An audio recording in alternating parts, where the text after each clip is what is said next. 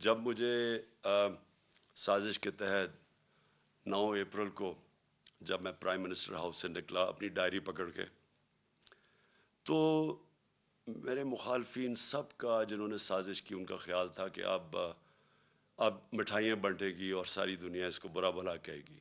Media کا پورا ایک گروپ ساتھ ملا ہوا تھا ان کے، اور ان میڈیا نے پوری کیمپین چلائی اس کے اگینسٹ. میں پھر سلام کرتا ہوں وہ میڈیا جو اس کے باوجود کھڑا رائے حق پہ، سچ پہ. کیمپین چلائی گئی. انہوں نے پہلے بلیک آؤٹ کروایا ہمارا، اور پھر ان ساروں نے آ کے ہم میرے پر کیسز بنانے شروع کر دیے. ہمیں جو 25 ہم جب ایک پرامن احتجاج کر رہے تھے کہ بیرونی سازش کے تحت ان کو بٹھایا ہے، وہ لوگ 60% کیبنٹ ضمانت پہ. شہباز شریف اور اس کا بیٹے کو سزا ہونے لگی تھی ایف آئی اے کیس میں. کبھی کوئی تصور کر سکتا ہے کہ الیکشن کمیشن اجازت دے دے ان لوگوں کو الیکشن لڑنے کی؟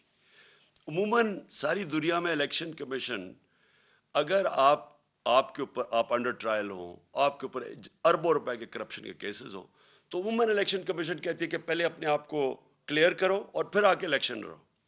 یہاں الیکشن لڑا رہے تھے اپنے آپ کو کلیئر کرنے کے لیے کرپشن سے. یہ کبھی دنیا میں ایسے نہیں ہوا کہ آپ پہلے الیکشن لڑیں، آپ اقتدار میں، اور پھر اپنے کیسز ختم کر دیں، یعنی خود ہی ملزم ہی قاضی بن جائے. یہ الیکشن کمیشن نے اجازت دی تھی ان کو. یہ لوگ آ کے اوپر بیٹھے. 25 مئی کو میں کبھی نہیں بھولوں گا. قوم نکلی، ساری قوم نکلی ان کے خلاف، جو انہوں نے یہ ہمارے ملک سے ظلم کیا.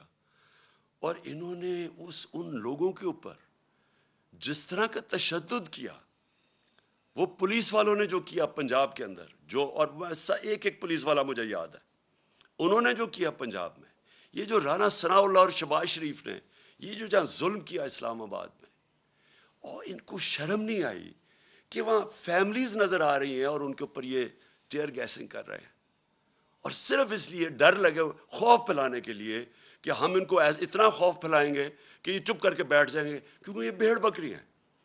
یہ آپ کو انسان نہیں سمجھتے، یہ قوم کو بھیڑ بکریاں سمجھتی ہیں کہ جو مرضی آ کے فیتے کاٹ لو اور شہباز شریف ادھر ادھر بھاگ جائے تو سمجھے کہ جی لوگ بیوقوف ہیں، مان جائیں گے. تھوڑی دیر کے لیے سب کو آپ پاگل بنا سکتے ہیں. سارا وقت کوئی بھی انسان نہیں آیا جو کہ سب لوگوں کو پاگل بنا سکے، اور یہ واضح ہو گیا جس طرح پبلک نکلی ہے. انہوں نے ڈرانے کی کوشش کی، لوگوں نے اپنی جو خوف کا جو بت ہے اس کو توڑ دیا. پبلک نکلا ہی باہر، اور پبلک نے ہر چیز، انہوں نے ووٹس پھینکی ہوئی تھی لوگوں کو. فیملی تو ایک فیملی کا ادھر ووٹ ہے، دوسرا کا وہاں باہر، یعنی جو انہوں نے یہ الیکشن کمیشن نے حرکت کرنی تھی سب کر دی. اس کے باوجود عوام نے ان کو شکست دی. اور میں وہ جو 25 مئی کو جو قوم کھڑی ہوئی ہے اس دن، اور جو انہوں نے برداشت کیا اور اس کے بعد بار بار نکلتی رہی ہے، کبھی اتنے بڑے جلسے نہیں ہوئے. اس سے یہ ثابت ہو گیا جو میں آج شروع کی تھی اپنی تقریر، کہ میں اس لیے آج بڑا خوش ہوں کہ میری قوم آج قوم بننے جا رہی ہے. لوگ جاگ چکے ہیں، شعور آ گیا، بیداری ہے لوگوں کے اندر. اب آپ جو مرضی کر لیں، یہ جو بوتل سے جن نکلا ہے نا شعور کا، اس کو آپ واپس نہیں آپ ڈال سکتے. جو بھی کوشش کرے گا اب کہ پبلک کے مینڈیٹ کو چوری کرے، کوئی بھی سمجھتا ہے کہ بند کمرے میں فیصلہ کر لیں گے ملک کے مستقبل کا، اب یہ کسی غلط فہمی میں نہ رہے. یہ ملک اب، یہ قوم حقیقی آزادی کی طرف چلی گئی ہے. یہ جو ساری کیمپین تھی یہ لوگوں نے اس لیے نہیں کی کہ جی کوئی بائی الیکشن ہو رہا ہے، لوگ اپنی حقیقی آزادی کے لیے نکلے ہوئے تھے. جو میں نے آج جب جذبہ دیکھا ہے 26 سال کی پولیٹکس میں، میں نے کبھی اس قوم میں وہ جذبہ نہیں دیکھا. میں نے ایسے نہیں لوگوں کو نکلتے دیکھا. اور میں اس لیے کہہ رہا ہوں کہ اب 2 ہی راستے رہ گئے. جو بھی اب کوشش کرے گا نا کہ ان کا مینڈیٹ چوری کرنے کے لیے، وہ خود جس طرح یہ انہوں نے شکست ہوئی ہے نون لیگ کو، ان کو شکست ہو جائے گی. ایک راستہ ہے اب قوم کا، اور وہ راستہ ہے صاف اور شفاف الیکشنز. جو اس کے علاوہ، میں بار بار کہہ رہا ہوں، اور میں جب مجھے انہوں نے ہٹایا وہاں سے، جب ہٹانے کی کوشش کر رہے تھے، تو میں نے، آپ کو پتا کہ میں نے الیکشنز اناؤنس کر دیے تھے، لیکن پھر وہ ہماری عدالتوں نے اس کو اوور ٹرن کر دیا. میں ابھی بھی سمجھتا ہوں کہ ملک کے لیے وہ بہترین فیصلہ تھا. اگر سیاسی انتشار پیدا ہی کر دیا تو بیسٹ طریقہ عوام کو فیصلہ کرنے دیں کون کس کو وہ چاہتے ہیں کہ اس ملک کی قیادت کرے. میں ابھی بھی یہ کہہ رہا ہوں ایک راستہ اس قوم کا صاف اور شفاف الیکشن, اور صاف اور شفاف الیکشن اس الیکشن کمیشن کے اندر نیچے کبھی بھی نہیں ہو سکتا.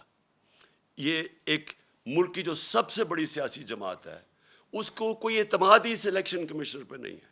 بار بار یہ ہمیں ڈسا ہے, بار بار یہ ہمارے خلاف کیا ہے, اور اس نے کھل کے ہمارے اسٹیٹمنٹس دیے ہیں, اور ہمیں پتہ ہے یہ لاہور میں جا کے کن کے قدموں میں بیٹھتا رہتا. میں یہ اس الیکشن کمیشنر کو آج کہوں گا کہ آپ کے پاس راستہ ہے, آپ ریزائن کریں. ایک ہی آپ کے لیے طریقہ ہے. آپ ہو ہی نہیں سکتا کہ جب میچ کھیلنے جا رہے ہیں, دو ٹیمیں ہیں, ایک ٹیم کہتی ہے مجھے امپائر پہ اعتماد ہی نہیں ہے. کرکٹ میں بھی جب ہم میچ کھیلنے جاتے تھے ہم کہتے تھے ایک امپائر پہ اعتماد نہیں, اس امپائر کو ہٹایا جاتا تھا. ہمیں اعتماد ہی نہیں ہے اس کے اوپر, اور یہ ہمارے اوپر مسلط ہوا ہے. اور دوسری چیز جج ہے, یہ امپائر الیکشن جج بھی ہے, جج کا کام کر رہے ہیں نا, دو جو کمپیٹ کر رہے ہیں جج نے فیصلہ کرنا ہے. ہر عدالت کے اندر اگر آپ ایک جج کو سمجھتے ہیں متنازع ہے, وہ ریکیوز کرتا ہے اپنے آپ کو. تو مہربانی کر کے آپ کو ریزائن کرنا چاہیے. ہمیں کوئی آپ کے اوپر کانفیڈنس نہیں ہے, قوم کو آپ کے اوپر کوئی کانفیڈنس نہیں ہے. آپ ایک بائسڈ آدمی ہیں اور آپ ایک پارٹی کے ساتھ بالکل جڑے ہوئے ہیں. اور آپ نے جو سندھ کا بھی الیکشن کروایا اس کا آپ ذرا سندھ کے لوگوں سے پوچھیں, ذرا سروے کروائیں سندھ میں کہ جو لوکل گورنمنٹ کا الیکشن ہوا ہے کیا عوام اس کو تسلیم کرتی ہے. اس لیے میں آخر میں اللہ کا شکر پھر سے کرتا ہوں. اپنے نبی صلی اللہ علیہ وسلم کا ہمارے اوپر نظر ہے, ہم ان کی امت ہیں. میں اپنی عوام کا, خاص طور پہ پھر سے اپنے نوجوانوں کا, اپنی خواتین کا, ان کا سب میں شکر ادا کرتا ہوں, شکریہ ادا کرتا ہوں جس طرح وہ جس تعداد میں نکلے. اور میں اس میڈیا کا بھی شکر ادا کرتا ہوں, شکریہ ادا کرتا ہوں جنہوں نے ہر پریشر کے باوجود انہوں نے ہماری سپورٹ کی. انہوں نے ہماری سپورٹ کیا کی, انہوں نے ہمیں بلیک آؤٹ نہیں کیا, ہمیں موقع دیا اپنا موقف رکھنے کا. اور مجھے پتہ ہے کہ کس طرح کے پریشرز تھے. اب پاکستان کو آگے بڑھنا چاہیے. ہمارے سامنے بڑے چیلنجز ہیں جو سازش کے تحت ملک کو ڈی سٹیبلائز کر دیا, اور معیشت جو نیچے جا رہی ہے, عوام مہنگائی میں پس گئی ہے. آج حالات دیکھیں کہ آج جو پٹرول اور ڈیزل ہے اس کی قیمت دیکھیں کہ انہوں نے 18 روپے پیٹرول کم کیا ہے اور 35 روپے ڈیزل کم کیا, اور پہلے ڈیزل کو 130 روپے بڑھا دیا اور پٹرول کو 100 روپیہ بڑھا دیا. انٹرنیشنل مارکیٹ کے اندر آج جب ہم گئے تھے تو تیل بک رہا تھا 103 روپے, 103 ڈالر پہ بک رہا تھا تیل. آج وہ 95 پہ پہنچ گیا. تو ان کو نیچے کرنا چاہیے. اس وقت بھی لوگوں کے اوپر کم بوجھ ڈالنا چاہیے, لیکن معیشت تب ٹھیک ہوگی جب یہاں سیاسی سٹیبلٹی آئے گی, استحکام ہوگا. اور اس لیے میں آج ساری اپنی قوم کو اپیل کرتا ہوں کہ ہم سب کو اب ایک ہی طرف دیکھنا چاہیے کہ کیسے ہم اس ملک میں صاف اور شفاف الیکشن کروا کے اس ملک کو اب اٹھا سکتے ہیں, ڈیولپمنٹ کی طرف لے سکتے ہیں. میرا جو تجربہ ہوا ہے 3.5 سال میں, ایک دفعہ سیاسی سٹیبلٹی آ جائے ملک میں, سیاسی استحکام آ جائے, یہ ملک کے اندر اتنا بڑا پوٹینشیل ہے بڑھنے کا.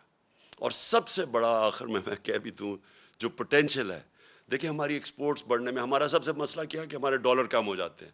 ہم بڑھنے لگتے ہیں اکانومی, کیونکہ ہم نے کبھی ایکسپورٹس پہ توجہ نہیں دی, ڈالر کم ہونے شروع ہو جاتے ہیں, ہمیں IMF کے پاس جانا پڑتا ہے.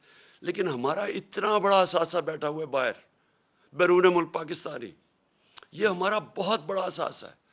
ہم جیسے جیسے یہاں سیاسی استحکام آتا جائے گا, سٹیبلٹی آتی جائے گی, یہ لوگ انویسٹ کریں گے پاکستان میں. یہ تب تک نہیں انویسٹ کریں گے جب تک یہ ملک کے اندر یہ جو بحران رہے گا سیاسی. یہ ہے ہمارا اثاثہ. ان کا پیسہ لانے کے لیے, ڈالرز لانے کے لیے ہمیں پولیٹیکل سٹیبلٹی چاہیے. اس کے لیے ہمیں صاف اور شفاف الیکشنز چاہیے. پاکستان پائندہ باد.